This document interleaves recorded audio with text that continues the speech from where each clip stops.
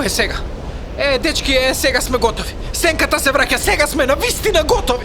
Сега сме, ептен, навистина, најмногу на светот готови. Па само што го кажав тоа. Добро, јас сакав да кажам. Па да, ма избери бар некои други зборови. Јас реков готови и ти рече готови. Сега два пати сме готови. Дзе не брани од сенката. Ама како тоа не брани? Дарија, остави на мене. И Дзе, напаѓа. Фантастично! И директно од десно кружи. Кружи два пати да Дзе се претвори во Рики Шпил. Тоа е летечки напад со клун. Сенката е спудета.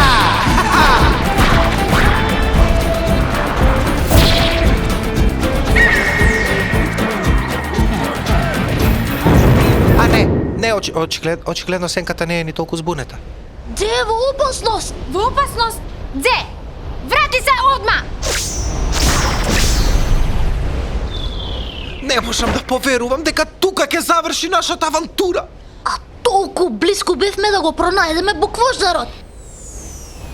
Дечки, Ни сите брда и планини И низ реки, и потоци. ама чекајте, дечки. и долини и ливади пројдовме. За сега Дечки!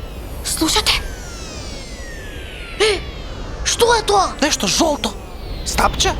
Ракета. Молив што лета. Марко, молив што лета. Навистина, Дарија, овој пат ќе мора да ми веруваш. Навистина, ова е молив што лета. Молевот црта нешто на небото. Укулеле. Музика.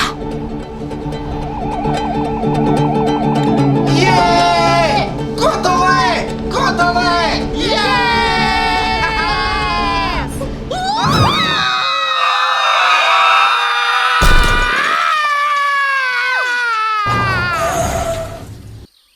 Па искрено не беше ова толку страшно. Мислам, ако некој од вас се уплаши, разбирам, ама јас, например, што е тоа таму? Некој смеење во далечината. Дечки, ова е бршлен. Бршлен?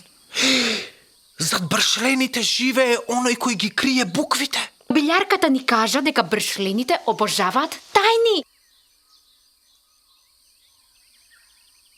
Што ме гледате? Јас немам тајни. Јас никогаш не сум имал тајни. Јас никаква тајна не чувам. Јас сум како отворена книга. Кога книгата е отворена и нема тајни, таков сум јас. Па јас би рекол дека немам тајни. Првиот ден во училиште, толку многу се срамев дека само јас сум со попречен вид, што си отидов дома уште на голем одмор. И потоа цела недела се преправав дека сум болна. И тогаш вие ми донесовте честитка на Брајово писмо за побрзо да оздравам. А јас ви кажав да не ми досадувате, но вие бевте единственото нешто што мене ми даде сила да се вратам назад на училиште. Тоа никогаш нема да ви го заборавам.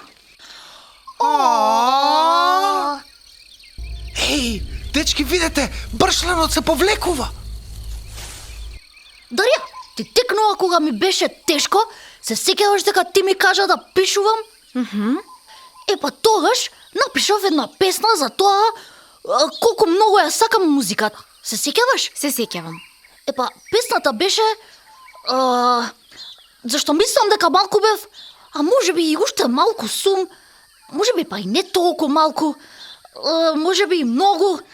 Добро, ајде ќе кажам. Заљубен сум во Ева од 5 В. Песната беше за Ева. Кажав. Кој си кажа? Филип си кажа. Јас. Ама тајна кажа Филип, па сите знаеме дека си влюбен во Ева. Во училиште кога се разговара за Филип, ако некој не знае за кој Филип, ќе каже кој Филип, ќе кажеме како кој Филип. Филип не Ева. Сите знаат. Цела недела на табла ти беше песната. Како па да не? Јас не знаев. Марко, ти си наред. Кога Филип собра храброст да напише песна и кажа, дечки, ова е песна за колку ја сака музиката. Не, таа песна беше за дека е влюбен во Ева од 5 В. И како знам? Марко, тоа е мојата тајна. Кажи си твоја. Да. Порано баба ми доаѓаше секое лето кај нас на гости.